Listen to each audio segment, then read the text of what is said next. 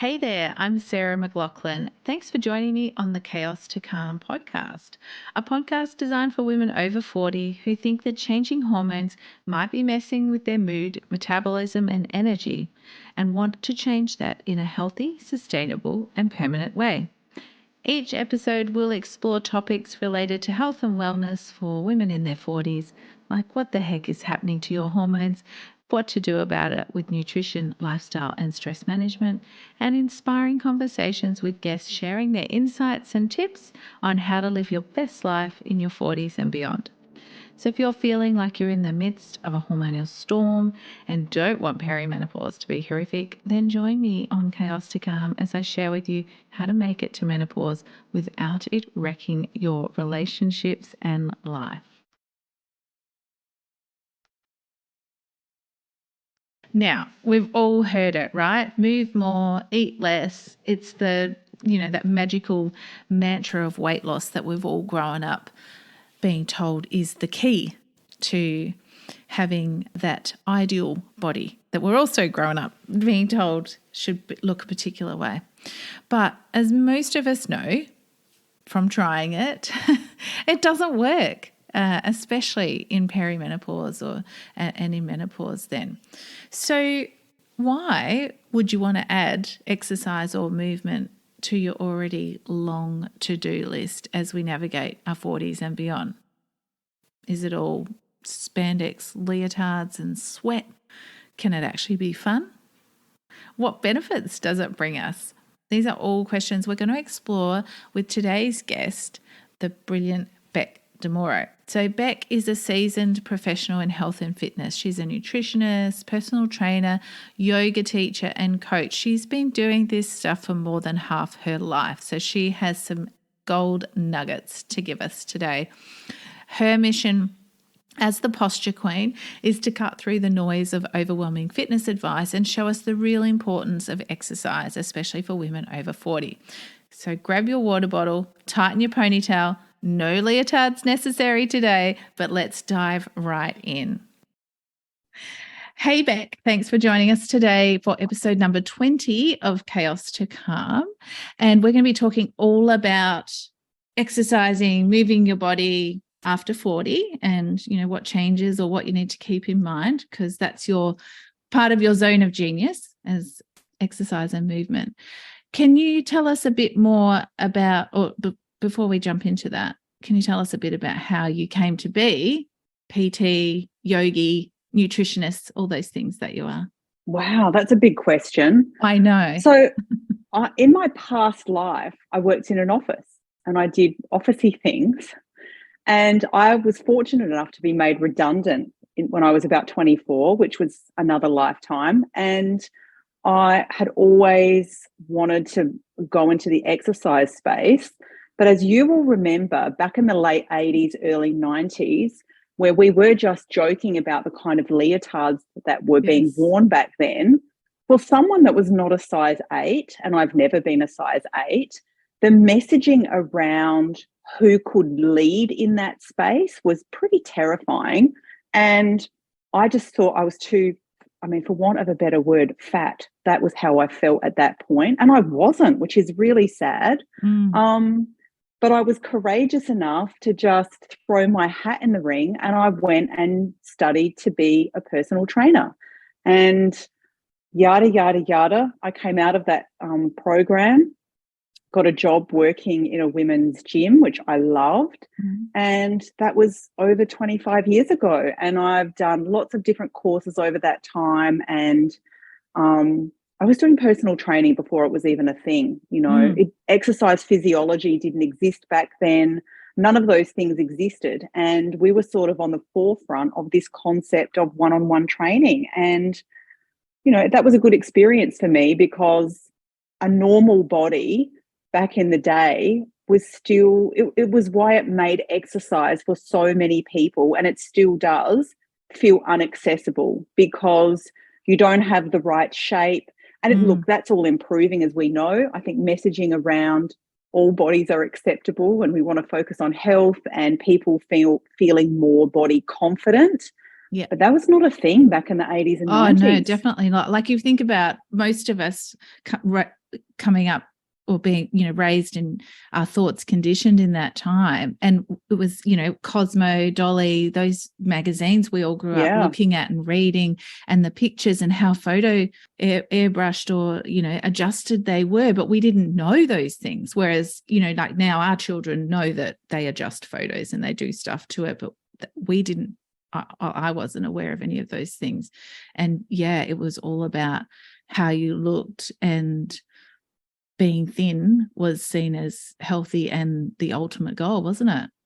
Correct. Looking good in your G-string Leo.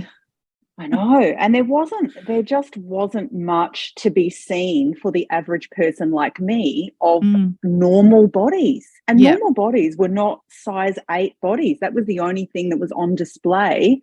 Any aerobics classes that you would attend, anybody in a gym, Jane Fonda, anyone on TV, remember Aerobics Oz style? Yes, all you of did that not see stuff. Anybody no, with you didn't. chunky thighs. It was really courageous of you doing that. You were really bold and brave to do that. So I'm glad that you did, because now you've got the opportunity for helping, women over 40, when the reality is it's still a struggle for many of us to think that, to fit moving our body and exercising it in, but there's still that limiting belief that we have to look or be a certain body shape or type to do different things, like lift heavy things or and do you know how many times I hear people say they'll call up and they'll have a call with me about exercise and they'll say, I just need to lose 5 or 10 kilos first. That's still a thing. Yeah, it is. And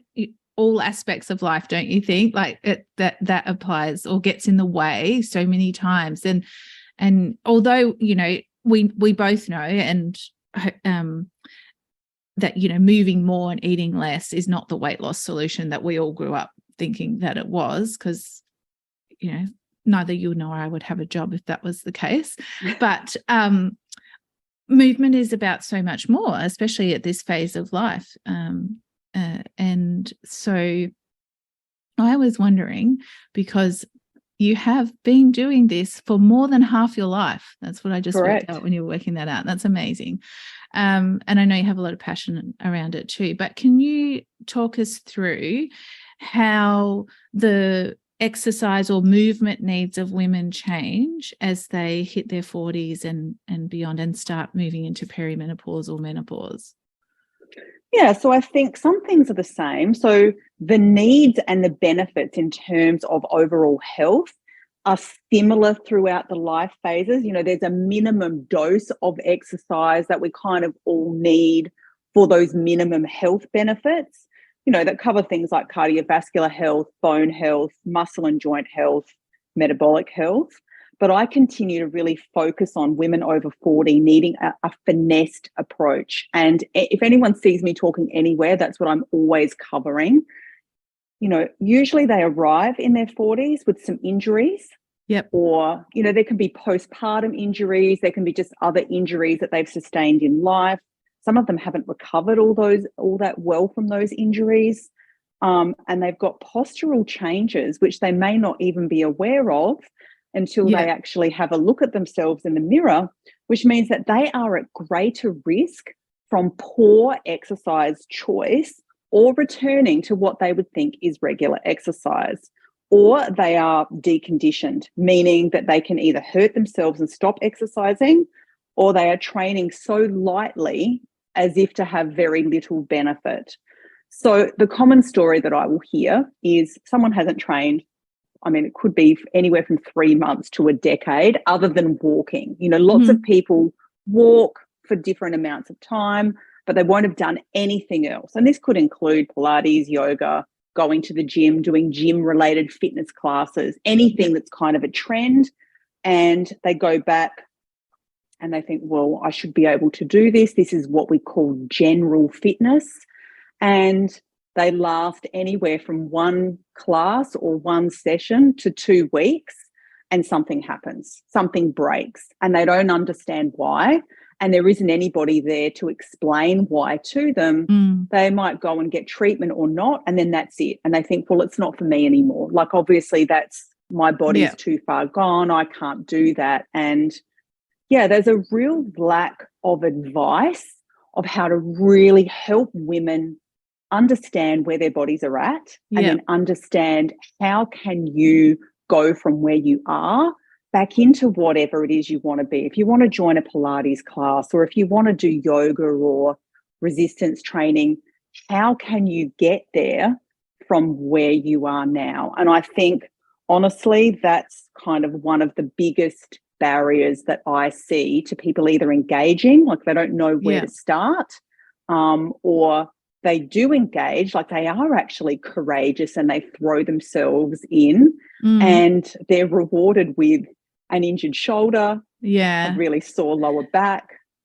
All of those things. And often though, I find as well, and you would probably notice this a lot too, is that people will just accept a lot of that stuff because they're old, and say that in inverted commas, but you don't need to put up with that as well. But what I was hearing from what you're saying there is really around how a personalized and supported approach to going back into exercise and movement is really beneficial. Yes, it is. Probably for anyone, but more so at this point when we might have been out of the exercise or movement market for 10 or even 20 years, or sometimes more or less, to help avoid those injuries or those blockers but there. Honestly, even for some of my people that I see that are already engaging in what I would call general exercise, the amount of them that have aches and pains, sore knees, sore hips,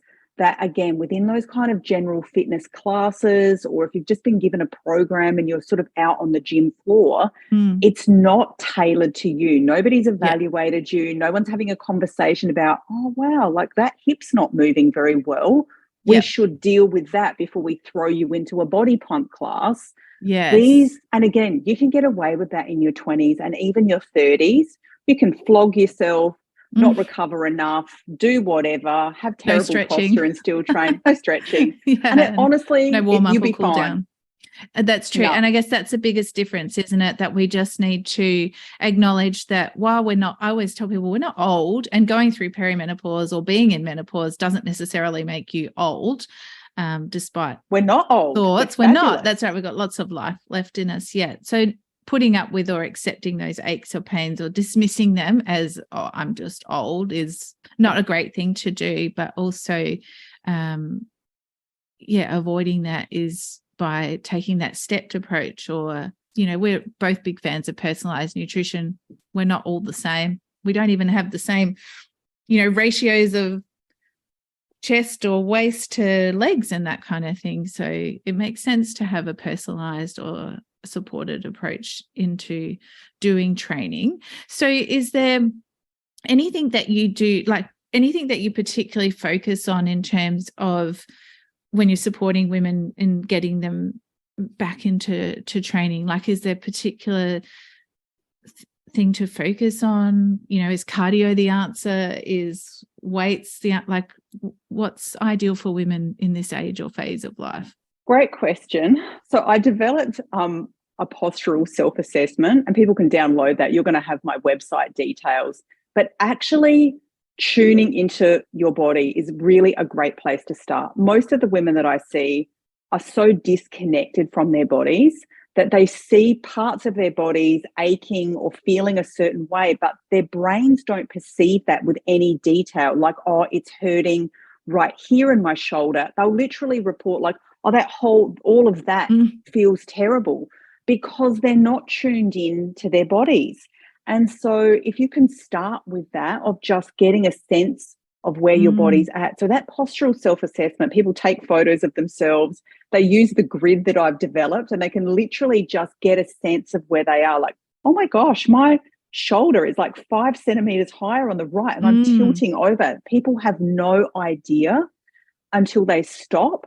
And then if you kind of think about that, okay, well, you put that body that's a bit twisted on one side and your hips one place, and you just go and stick it in a body pump class or a general Pilates class without having maybe attended to those things, then invariably those loads are going to be changing across how they're affecting different body parts. and yada, yada, yada. Oh, I've got a Yeah. sore knee. Yeah, that's so interesting. I know when in recent times my chiro took a picture of me and my back, and I was like, oh my gosh, I can't believe it. Like I'm crooked, out of Yeah. balance there and twisted. And it explained, it helped me understand why I was feeling pain or discomfort in different parts of my body. But I think it's really huge as well for women of our generation, Gen X women, that we often don't pay attention to our body or the symptoms, or, they're just inconveniences that we want to push or squash down and not pay attention to. Yeah. But like I always tell my clients, and is those things are flags or messages from your body. Correct. About that's what is out of balance and there. So I think that it's so incredible what you've developed, that tool to help women focus in on their body and what it is telling them, and see what we're working towards or what we want to work towards. So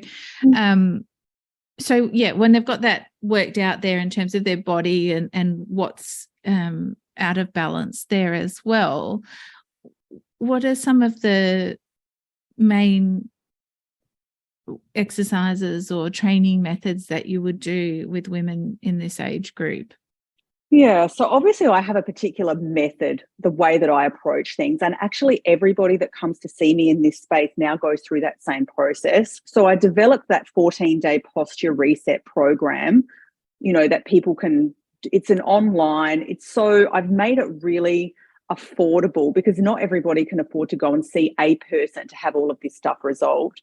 So that program really teaches people postural self-awareness. Okay, you've done the grid, you've worked out that you look like this, and it explains that here are all the gaps that you might need to fill in to sort of prep you for whatever's next. So whatever's next might be, I want to join the gym, I want to do whatever. So it's very much kind of focusing on a broad area of the common issues that I see. Like everybody's got tight hips and glutes, so it teaches them how to stretch.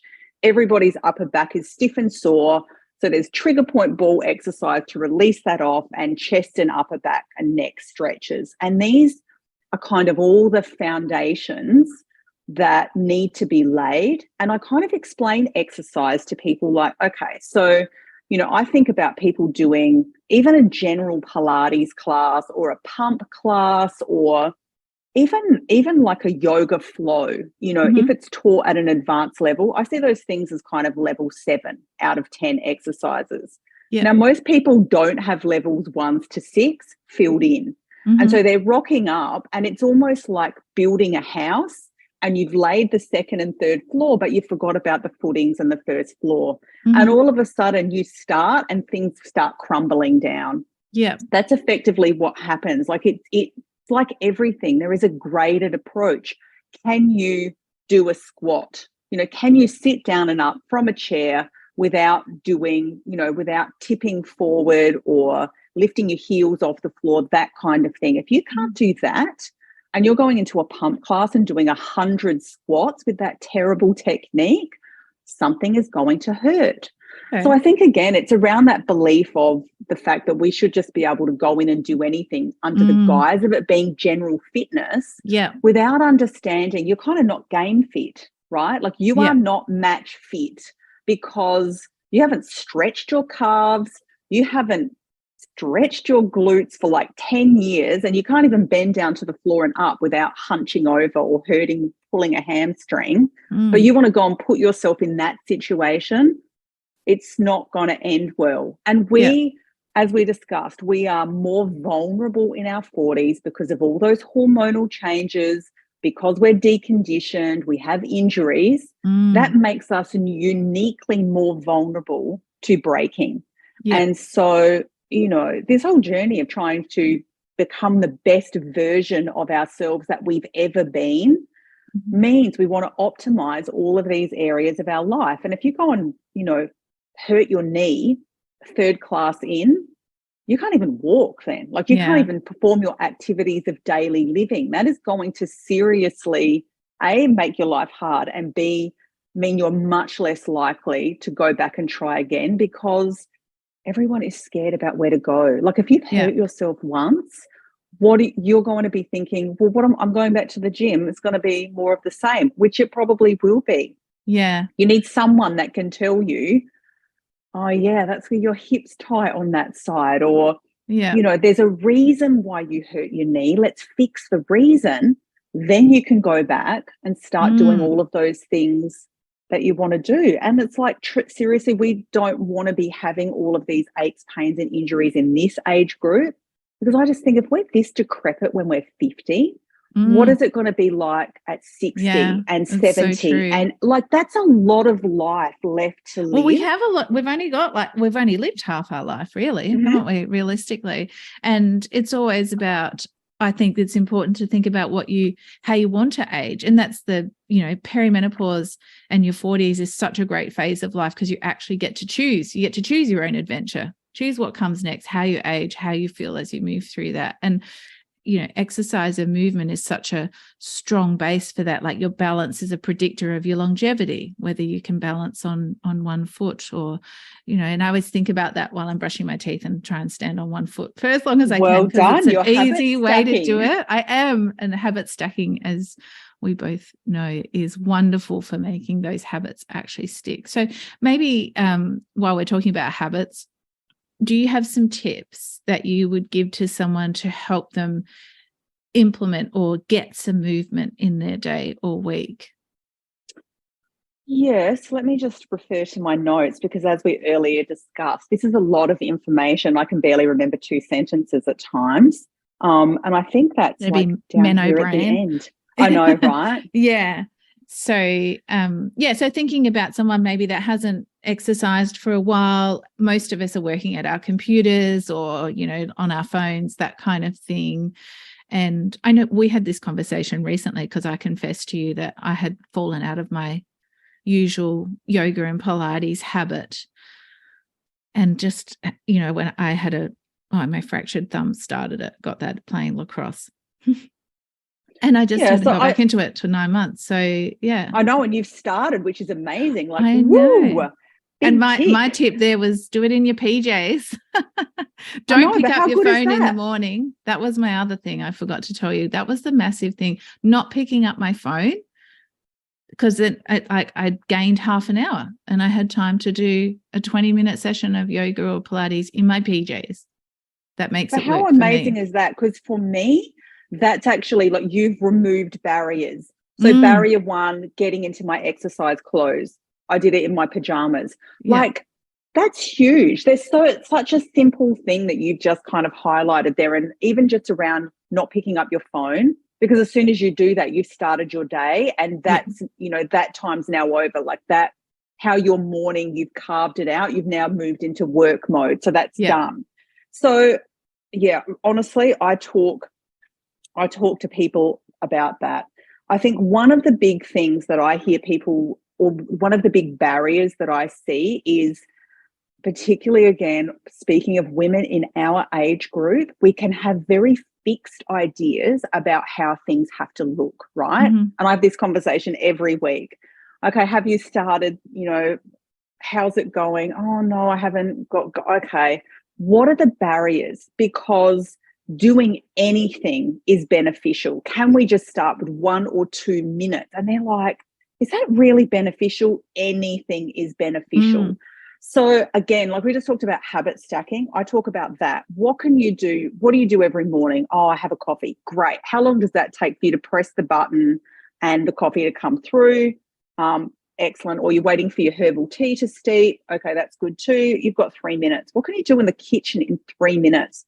You can hold onto your kitchen bench top, do 20 squats. You could do 10 push-ups on your kitchen bench top. Now, if that's all you did, multiply that by 7, right? So 10 push-ups by 7 is 70, by 30 days is 280 push-ups that you loaded up your body with that you wouldn't have done. Squats, 20 by 7 by 30, that's like 600 squats that you wouldn't have done. So in terms of the benefits, the trickle-down benefits, you're getting resistance training benefits, you're getting cardiovascular benefits, you've started your metabolism first thing in the morning, and you've improved your posture, and your function. So how cool is that? Like 3 minutes has ticked about 10 different boxes, and you can do it in your pajamas and your Ugg boots. You haven't had to factor in any extra time. And they are functional, load-bearing, full-body exercises. They're low risk. Yeah, it just, for me, it's all about trying to get people to make a start. And I think, as we know, that's the key to everything. And then so from that, you can stack on. Yes. But so the biggest thing is always we have these grand ideas of how things have to look. Same with self-care. Oh no, self-care is just like, I'll have to go have a massage for an hour and or mani-pedi, and I don't have time for that. Actually, some self-care is spending that 3 minutes in the kitchen doing some squats and some push-ups. That's perfect. So yeah, we tend to have these glamorized views of how things should look. I also do it too, but it's all about awareness, what we've been talking about today, isn't it? Awareness of what your body is looking like, and awareness of your blockers and your barriers and misconceptions. Like, I think that's what you highlighted, is this idea that, like, and this is most of us in our 40s. I don't know if it's an 80s hangover, but if you don't do 30 minutes, there's no point. Like, in our heads, 5 times we believe, a week. Yeah, remember? It's got to be 30 minutes 5 times a week, or there's no point. And it's like, they're really deeply ingrained beliefs, honestly. It's all or nothing. It's a perfectionism. It's, I've got to be in the clothes and roll the mat out and have all of the candles lit. No, you don't. No. You don't have time for that. That's a big takeaway today, is actually it doesn't have to be perfect or look like, But I remember growing up, it was like you had to do, 5 sessions, 30 to 60 minutes, get your heart rate above 80%, mathsing, working that out.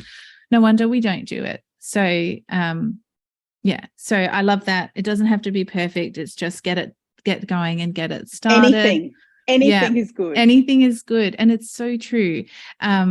Also, I had a client recently who told me she got her teen to be her accountability buddy with doing some functional exercises. So he would very gleefully remind her or check in with her each day to see if she'd done hers was 10 minutes of push-ups and squats and that kind of thing that she'd decided she was going to do. And if she hadn't, he would get her to do it in the kitchen there or, wherever they were. So that's a win-win. I mean, the teens would love nothing than yelling at the parents and then making them suffer. To do. Yeah, right. For sure. But she was noticing changes within the first week. So we can get that feedback really quickly. I think that's good to remember. And that's motivating. Yeah. And you can stack on that. Like, if you do that for a month, that could then lead you to think, maybe I could do a bit more. Like, I've done it, I can do it, there's success, I feel better. What else? So I think, again, sometimes starting like that is the way to go. Yeah. And it removes that objection, doesn't it? So it's not, or that, sometimes those things, we use them as an excuse. Oh, well, I can't do it because I don't have exercise gear, or I don't have half an hour or 60 minutes. So the reason why we can't is also the reason why we can, or we do, or we should, is often the case there. I've totally lost my train of thought. We were talking about Menno brain earlier on, so I know, right? That's why this conversation is perfect. Well, you were asking for my tips around, like, how people can get started. Yeah. So just do something and, reach out for help. Like, if go download that, like, that postural self-assessment form is free. Yeah. It gives you all of the instructions of what to look for. And that might be your first step to going, okay, I might need some help. Mm-hmm. And then decide how you want to source that help if you need it. There's plenty of YouTube videos if you can't afford to spend any money, or if you feel like you need some face-to-face contact, you can hunt that down as well. But that self-assessment gives you a platform to have a conversation. Is it safe for me to do X, Y, and Z because I noticed that my shoulder was here? And I know that you and I are both super passionate about women over 40 being empowered with their health. And you can only do that if you're educated. If you want to park your brain and give everybody else, like, we go along to the doctor and we just go, oh, okay, yep, whatever you say. Hand our power over to them and when we You do that. do, Yeah. because you don't know anything about this machine that you're inhabiting. And the more you understand, the better questions you can ask. Yeah. And you can then source the right help for you. And not be you're in dismissed control as well. Not be dismissed. And don't Yeah. have a sore knee because you just were like, I didn't even realize that my hip was that screwed up. Well, come on, let's be responsible for ourselves. Like, nobody else is going to care. I think that's quite different for a lot of us too, in how we were raised, or in that generation of the doctor was right. Then, you just do what the doctor tells you. I remember with the birth of my first child, I was like, okay, I'll just do what the obstetrician tells me. And I mentioned something about a birth plan. He laughed at me and I was like, oh, okay, so I don't do that. So no concept of what I wanted or, any of that. And I think that flows on for us all through our life. But it really does. Knowledge is power, and it's empowering. Yep. And that's how we get to, if we start with our health and our bodies and thinking about how it is and not just ignoring it or thinking, oh, well, they know what they're talking about, so they told me. We're living in our bodies. We are the experts on our bodies. Correct. Better than anyone else. You and I both agree, that we trust our patients to know how their bodies are going. Like, they are the best ones to tell us this doesn't feel right. Some things, but you can't even do that if you are so tuned out and handing over responsibility for your health and wellness to somebody else. You need to engage and ask questions and be educated about your own body. Yep. And because you only get the one. And even in this season of our life, it's a second opportunity to prioritize ourselves and really restore even some of that health that has been lost. We can actually get it back. We can be, like, I have women telling me all the time they're in the best physical health they've ever been in, and not, speaking specifically around the exercise. They're doing things they've never been able to do. Yeah. They've gotten rid of old aches and pains that they've put up with for decades because nobody ever taught them how to deal with it. It's all possible. I know, but it has to start with you being responsible. That's it. And if you look at, like, say, for example, marathon runners, often the best women marathon runners are post babies and they're not in their early 20s. They're closer to 40 or even over. And so same, I have had clients that have gone to lifting heavy things and doing weight lifting and training, and it's all possible, all possible. I still play lacrosse. It's an active running sport, and I still do that. You lift lots of heavy things and have the best arms I think I've ever seen. Someone to aspire to, but it's all possible. I think that's what we don't need to write ourselves off, and I often think that's what women in this phase do. Is part of that is because culturally the way we look at perimenopause and see that as the end and we're old. And I think what you're saying today, or you're affirming with me, is that that's not the case at all. There's still so much life left in your muscles and bones. And of course, that's a great benefit of moving and exercise and resistance training in perimenopause, is to protect your bones. Absolutely. And that's one of the, some of the stats around bone health, like, again, that's another thing I harp on about, but resistance training, like, a lot of women think walking is enough. Walking is not enough. It's probably enough for your cardiovascular preservation, and it's great for moving the lymphatic system around and for our mental health. So fabulous for that. But it's not going to improve your posture. It's not going to help you with any of those posturally related aches and pains. And it's not going to do a whole lot for your bone health. And here are some stats, which I do actually like to terrify women over 40 with. Most women will lose 10% of their bone mass in the first 5 years after menopause. 10%. Yeah. And 51% of women are osteopenic, which is, is they're on their way to osteoporosis during menopause over the age of 50. Yeah. 27% of women under 60 have osteoporosis. So this is my next decade. Yes. 27% osteoporotic. That's not even accounting for the ones that are on their way. And so that's where something like resistance training comes in, or weight bearing exercise. Is that right? Yeah. Yeah. And I think what's exciting about that is that even the myths around what that can look like is like, you don't have to be in the gym lifting heavy things. It is one of my preferred things to do. Yes. And one of the reasons for that is you just can feel so powerful when you're in there. It's your time.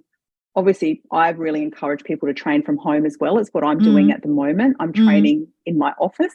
Yes. We can see your track thing behind you on the video. I know. It's my TRX cables are all set up and my weights are up here. But, exciting. Yoga is resistance training. Great. Pilates is resistance training. Squats and push-ups are resistance training. You know, bending down to pick up your load of teenagers washing is resistance training. That they should be doing. Yeah, that they should be doing. Yeah. But all of that stuff is load bearing, carrying your groceries into the house from your car. That's the same as if you were carrying kettlebells at the gym. Yeah. So there's so many different ways to load bear across your body. It's really just a matter of finding what floats your boat. Yep. And so I think when it's like I think of times when, we'll go out and perhaps catch the train. And so we're walking to the train station with a backpack and that kind of thing as well. That goes along with what you're saying there. But I love that yoga and Pilates are resistance training. They're two of my favorite things to do. I do like lifting heavy things too, but I'm not structured with it. I just love it because it's so good. Like, well, you're a yogi, you're a yoga teacher. There's that mindfulness aspect to it as well, and tuning into your body and feeling the difference as you go, which also is such a great benefit there as well. What's like thinking about yoga and the mindfulness of it, what's your favorite benefit for women in over 40 in perimenopause? Well, look, I've always been a fan of yoga, and I actually trained to become a teacher maybe 2 years ago, and I never planned to teach. It was because I wanted to add elements of it to what I was doing, and I don't think you can do that unless you're properly trained, but I ended up teaching. And so to me, the reason that I promote it to everybody is that it's life-changing. So for me personally, in my week, if I've had an extremely busy, taxing day, I am looking forward to rolling my mat out because it is it's a practice. It's a, what's the word I'm looking for? There's a lot of perimenopause words gone missing today. Well, you're in the right place because we're all relate. I know, right? But it's that ritual. That's the word I think. God, it came back. It's a ritual. So it's the holding the mat. It's the rolling it out. It's the signaling that this is your time. You go onto the mat, you set your intention for your practice. You take that time to get the breath going. And in those moments, you are actually then communicating to your body. How are you today, body? I haven't paid much attention. I've sort of taken you for granted as I've gone about doing everything that I expect you to do. Here is my time to now give you what you need. And to me, it is a practice that then so connects every element of who we are. It's the spiritual element, it's the physical element, it's the breath, it's the emotional components all coming together to be refreshed. And to me, that's what happens. And it so lends itself to whatever you need from your practice on that day is waiting for you, and it's up to you.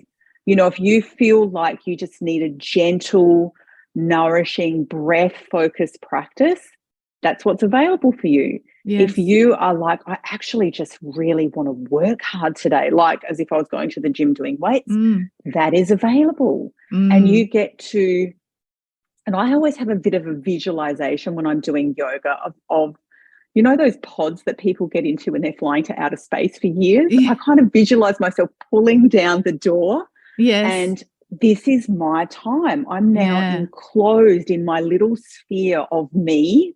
And this is my time. And honestly, it's those times that shift you from whatever you came to the mat with You then get to just be you without Mm-hmm. all of the labels that we all carry during our lives. It's Yeah. just for you. All of that beautiful parasympathetic nervous system stimulation. We're in that nice rest and digest time. Yes. And then you can come off your mat. You are like a different person. And Yeah. so for me, it's yoga signals. It's a break. It's a break from everything that's going on Mm-hmm. to refresh, to reconnect, to give attention to those areas of my body that maybe didn't like the fact that I sat at my desk for 6 hours without moving. Mm-hmm. I've created that space. And so Yeah. I think for all of us, you can find that for you however that works for you. Yes. But for me, it's that, because it ticks every single box around physical activity, mindfulness, breath Yes. practice, connection to your body. All of that happens for me in that space. Yeah. And so, yeah, and it's also just taking responsibility for yourself. Like, I love that element that I am taking personal responsibility for my own health and well-being. I'm not grumbling about the fact that I've got a sore neck, but I'm not doing anything about it. No, I'm making space because it's up to me. Yeah. If I've still got a sore neck later, that's my fault. Yeah. I didn't do anything about it. Yeah. And I think sometimes that exercise and movement can feel like, you know, something that you have to tick off your to-do list, you know, like we were joking before about being raised that we have to do 30 to 60 minutes 5 times a week, certain heart rate there. But actually, it really is about doing something that fills your cup, brings you joy, maybe you have fun doing it, or maybe you do it with friends or any of those kind of things. And I feel like yoga gives us that opportunity particularly, but, you know, any kind of movement gives us that opportunity to totally be restored, doesn't it? And care for ourselves. And even just going for a walk with friends. Like, I really feel like this age group is a real rebirth for women in reconnecting with their female friends. Yes. So, you know, another thing, go climb a hill with a friend or a group of friends, right? Yes. Get your heart rate up, have a laugh, talk about how ridiculous it all is. That is vagus nerve, parasympathetic nervous system nourishment right there. You know, it doesn't. And I think the contrast of those two things is so beautiful. Like, the yoga is very much about that time that's just about for you, connecting with you. But the other one is like physical activity, but with all the other added benefits of doing it with the people that you like having a laugh with. Yes. Gives you something to look forward to as well, which we know has many benefits for our mental health and all of those things as well. So we're out of time today, Beck, but I've enjoyed we could talking talk for 3 hours about this topic. As we know, we can always talk about lots of stuff forever. But if I'm going to summarize, the main things I'm taking away from chatting with you today is all about awareness and identifying where you're at, where you want to be, and then thinking about or setting goals or working with someone to help you get there. And what works for you, like, just like nutrition, personalized, exercise and movement needs to be personalized to you and where your body's at. And people can find your website and the link to your free download around your body. Oh my gosh, Menno brain here as well. The postural assessment. And the other Thank thing you. is, my YouTube channel has so many free exercise perfect. videos. All right. Well, I'll link to both of those in the show notes so people can get that awareness, identify where they're at, and start moving to where they want to be using your free resources. And of course, they can always connect with you if they wanted to do your course or connect into you for one-to-one work around their movement.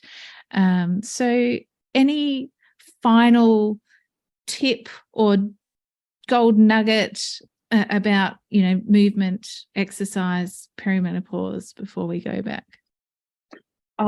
Just do something. Yes. Just do something, because it feels so much better to be in a body that is working well, that is not constantly full of aches and pains and headaches and a sore neck.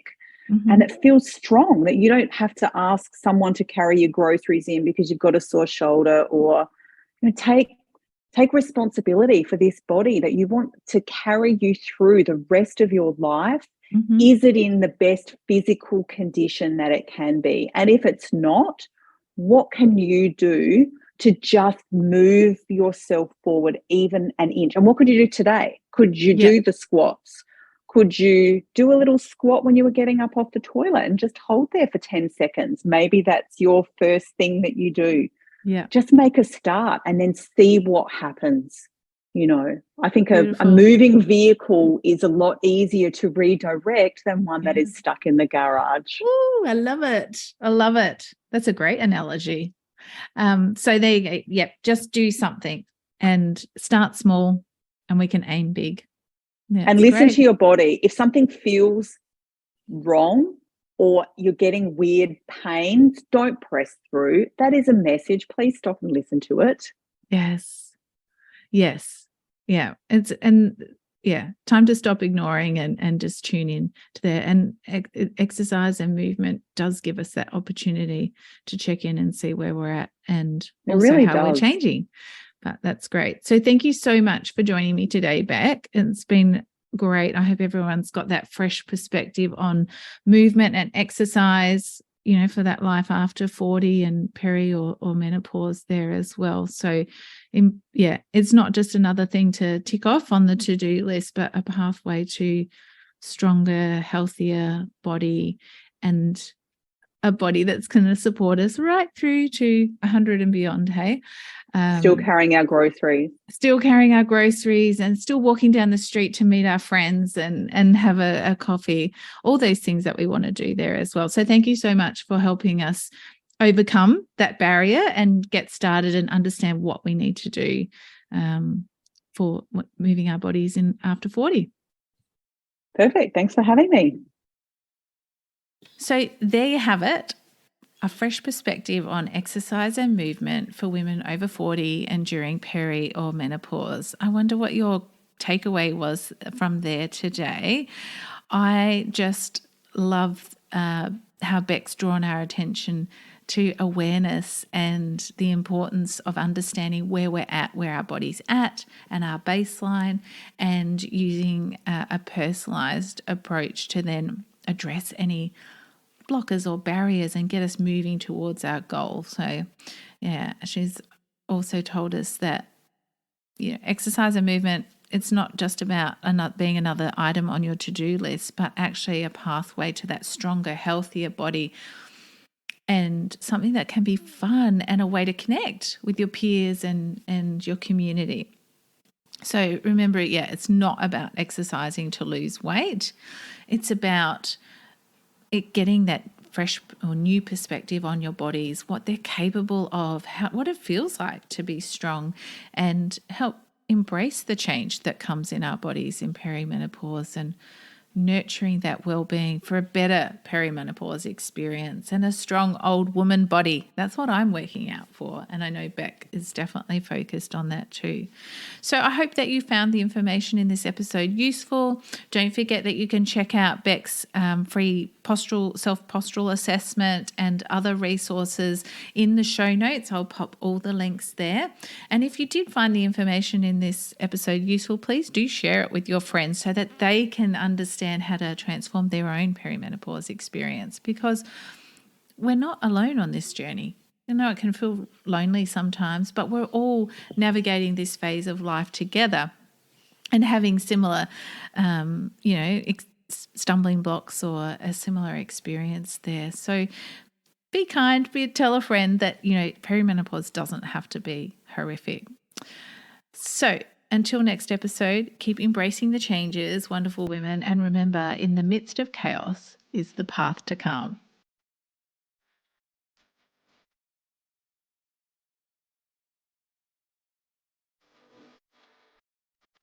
It's really common for women over 40 to experience the chaos of changing hormones, mood, metabolism, and energy. But I hope you know now that common doesn't have to equal normal for you or them. You can help others understand they aren't alone in feeling this way and that perimenopause doesn't have to be horrific by subscribing, leaving a review, and sharing this podcast with other women in their 40s and beyond. Thanks so much for listening and sharing your time with me today in this Chaos to Calm conversation.